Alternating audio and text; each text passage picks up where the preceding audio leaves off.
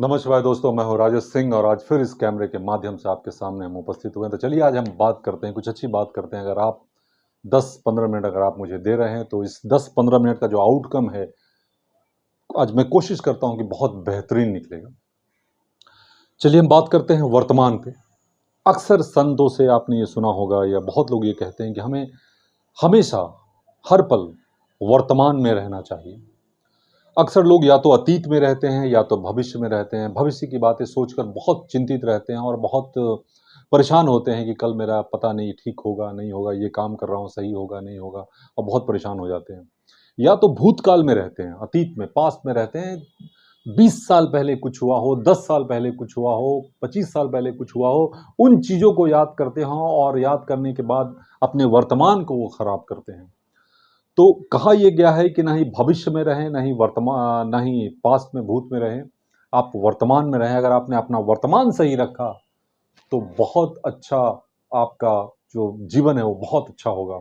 लेकिन कुछ लोग ऐसे होते हैं जिनका वर्तमान भी बहुत बेहतरीन होता है, उसके बावजूद भी वो ठीक नहीं होता, उनका जीवन ठीक नहीं चल रहा होता है।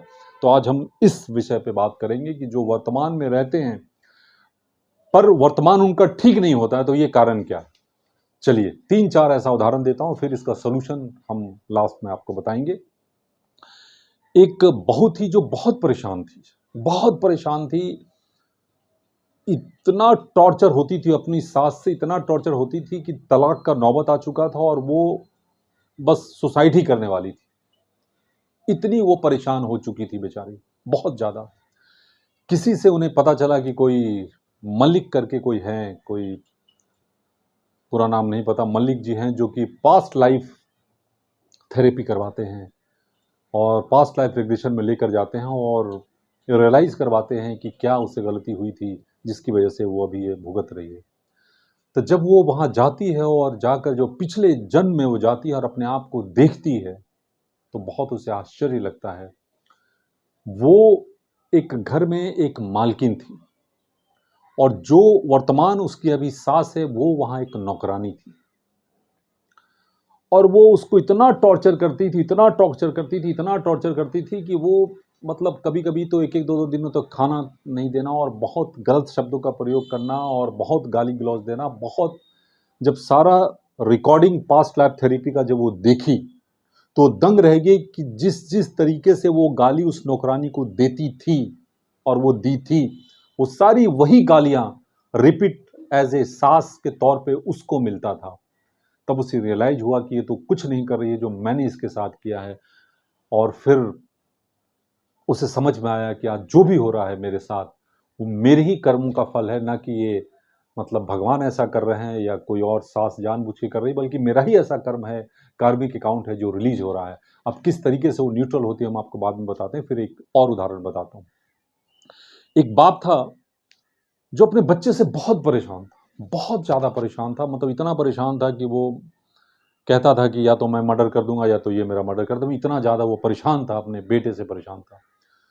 तो वो भी जब पता चला कि पास्ट लाइफ थेरेपी में जाकर मैं देखूं कि क्या मैं ऐसा क्या किया था इसकी, जो कि इससे और हमारा बिल्कुल नहीं बनता और बहुत प्रॉब्लम होता है। तो जब वो पास्ट लाइफ थेरेपी के द्वारा जब पिछले ज़िंदगी में हो जाता है तो देखता है एक राजा के यहाँ वो जो लगान वसूलने वाले जो ऑफिसर्स होते हैं, वो एक था जो लोगों से लगान कर वसूलने का काम करता था वो।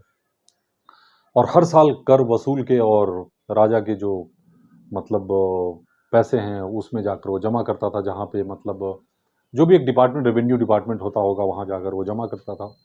तो एक बार अकाल आने की वजह से बहुत हालत ख़राब हो गया और पूरे गांव का हालत ख़राब हो गया था। तो वो एक व्यक्ति जो धनी व्यक्ति था जिसका हालत बहुत ख़राब हो चुका था, वो उसके पास गया और कहा कि आपको भी कर देना पड़ेगा। उसने कहा कि मेरी हालत बहुत ख़राब है, मैं नहीं दे सकता। तो बहुत उसके साथ ज़्यादती उसने किया और ज़बरदस्ती किया, उसको घर बेचना पड़ा। उसके बावजूद सब कुछ करने के बाद उससे कर लेकर वो राजकोष में जाकर उसने वो कर जमा करवा दिया। 2 साल 2.5 साल बाद वो जो धनाढ्य व्यक्ति था वापस ठीक हो गया उस गांव का। उसके बाद फिर से एक बार अकाल पड़ा और फिर से वो हर साल के जैसे हर साल वो लेता है, उस बार फिर से उसके पास गया और कर वसूलने गया। और फिर से उसकी हालत बहुत ख़राब थी, यहाँ तक कि उस वक्त ऐसा होता था कि चावल के बदले में हम गेहूँ ले लिए, गेहूँ के बदले में हमने दाल ले लिया, दाल के बदले में हमने कुछ भी ले लिया, मतलब अनाज को देकर एक दूसरे से हम ऐसा किया करते थे, ऐसा उस वक्त चलता था। इस तरीके से 4 बार उसके साथ ऐसा किया गया। उस जो लगान, जो कर वसूलने वाला व्यक्ति था, 4 बार वैसा किया। तो उसने जिसके साथ किया था वही व्यक्ति इस जन्म में लड़का बन के इसके साथ यहाँ आया था और वो उससे बदला ले रहा था। तीसरी कहानी बताता हूं। एक एक बंदा था जो हर किसी से प्रताड़ित हो रहा था, अपने बाप से, अपनी माँ से, अपने भाई से, अपने चाचा से, अपनी बहन से, अपने मामा से, हर किसी से। उसे समझ में नहीं आ रहा था कि इतने सारे लोग मुझे ही क्यों इतना डांटते हैं और इस तरीके से क्यों व्यवहार करते हैं। और बहुत मायूस हो गया। उसको भी ऐसा लग रहा था कि अब मैं सुसाइड कर लूँ, ख़त्म हो जाऊँ, मर जाऊँ। उसे कुछ समझ में नहीं आ रहा था। तो वो भी पास्ट लाइफ में जाकर देखता है तो वो इमोशनली कई लोगों के साथ वो चीट किया था। किसी के साथ वो बेटा बनकर, किसी के साथ वो भाई बनकर, किसी के साथ वो चाचा बनकर इमोशनली काफ़ी कनेक्ट होता था। और कनेक्ट होने के बाद उसके सारे प्रॉपर्टी को ले लेता था और बहुत ही तरीके से लोग दुखी होते थे और वो सब कुछ लेकर वहाँ से भाग जाता था। ऐसे कईयों को उसने लूटा इस तरीके इमोशनली। तो वो लड़का आज इस जीवन में जितने भी उसके रिलेटिव थे, वो सारे रिलेटिव जो हैं वही लोग जो पिछले जन्म में उसने चीट किया था वो आए और उससे वो बदला ले रहे थे। तो ऐसी कई सारी कहानियां जब हमने सुना तो मुझे ऐसा लगा कि वर्तमान आपका ठीक है, इसके बावजूद भी अगर खराब है तो उसका रीजन और यही होता है। एक लड़की थी जिसके साथ तकरीबन मतलब घर के लोगों ने, मतलब चाहे जीजा हो या मामा हो, मतलब घरेलू जो संबंध होते हैं, 7 बार उसके साथ रेप हुआ था और कहीं कोई कंप्लेन नहीं की थी। तो वो बहुत ही मतलब टूट चुकी थी कि बार बार हमारे साथ ऐसा क्यों होता है। वो भी जब पिछले जन्म में जाकर देखती है तो एक जो वैश्या खाना होता है वहाँ पे वो एक पूरा वो चलाती थी, जहाँ पे कम कम उम्र की लड़कियों को, 12 साल 13 साल की लड़कियों को वहाँ पर लाकर वो मतलब उस धंधे में वो डाल दिया करती थी। वो खुद लड़की ही थी पिछले जन्म में और वो डाल दिया करती थी। तो जिन जिन लड़कियों को, बच्चियों को जो 12 साल 14 साल की थीं और उनको उसमें डाल दिया जाता था, वही सारी लड़कियां इस जन्म में अलग अलग रिलेटिव बनकर आए थे और उनके साथ वो कार्मिक अकाउंट फुलफिल मतलब बराबर कर रहे थे। तो कहने का अर्थ ये हुआ कि इन सबको एक ही चीज़ कहा गया कि न्यूट्रल ये तभी हो सकता है जब आप सबसे माफ़ी मांगो। जितने भी लोग हैं उन सब से माफ़ी मांगो, अपरिचित है उनसे भी माफ़ी मांगो, हर किसी से दिल से, मन से, वचन से कि अगर मुझसे गलती हुई हो तो माफ़ कर दें। और हर के लिए आप दुआ करें, तब कार्मिक अकाउंट आपका न्यूट्रल होगा। जैसे कार्मिक अकाउंट न्यूट्रल होगा तो फिर सब ठीक हो जाएगा। और फिर एक समय आया कि सबके साथ फिर ठीक हो गया। तो कभी भी वर्तमान सही रहने के बावजूद भी अगर आपके साथ ठीक नहीं हो रहा है तो आप यूँ समझ लीजिए कि ये जो है पिछले जन्मों का कोई कार्मिक अकाउंट है जो कि रिलीज हो रहा है। हम जब शरीर छोड़ते हैं तो शरीर तो छोड़ देते हैं, लेकिन अपने संस्कार और कर्मों के साथ ही जन्म लेते हैं। तो जो प्रीवियस अकाउंट है, जो कर्म है, वो हमें हमारा पीछा नहीं छोड़ता है। तो इसलिए वो अकाउंट सेटल होना ही होना है और होता ही होता है। इसलिए हम कोशिश पूरा करें, गलत काम ना करें। आज न कल हमें उसका फल मिलना ही मिलना है। यहाँ तक कि भगवत गीता में भी ये बात कई जगहों पे इसका उदाहरण है। जैसे कि अगर भीष्म पितामह जी ने पूछा था भगवान कृष्ण से कि हमने ऐसा क्या किया था जिसकी वजह से पिछले 6 महीने से मैं बानों की सैया पे सोया हुआ हूँ। तो उन्होंने कहा था पिछले जन्म में जाकर देखो। तो उन्होंने कहा कि मैं पिछले जन्म क्या, मैं पिछले 10 जन्म में जाकर देखा, ऐसा हमने कोई काम नहीं किया जिसकी वजह से हमें इस तरीके से इतना कष्ट हो।